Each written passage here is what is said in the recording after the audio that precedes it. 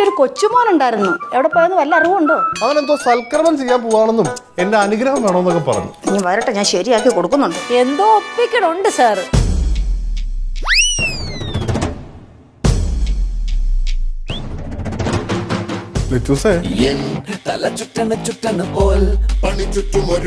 എന്താടാ ഇതൊക്കെ? കേശുവാട്ടാ പറഞ്ഞു കൊടുക്ക്.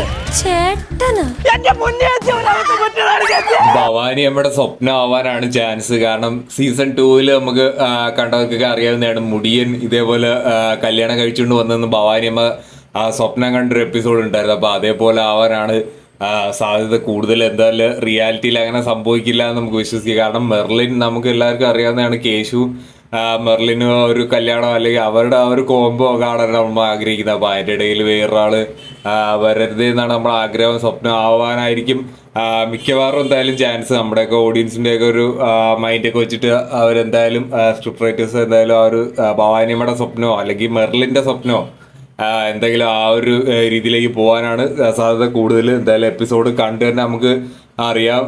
കേശു ഒരു പൊല്ലാപ്പായിട്ട് വന്ന പോലെയാണ് പ്രൊമോയിൽ കാണിച്ചിട്ടുള്ള. സ്വപ്നം എന്നുള്ള ഒരു ഹിൻ്റൊന്നും തന്നിട്ടില്ല. എന്തായാലും നമുക്ക് എപ്പിസോഡിന് വേണ്ടിയിട്ട് വെയിറ്റ് ചെയ്യാം. പലരും ലച്ചുവിൻ്റെ സിദ്ധുവിൻ്റെ റൊമാൻസ് എപ്പിസോഡ് എപ്പോഴും ആ ഒരു എല്ലാ എപ്പിസോഡും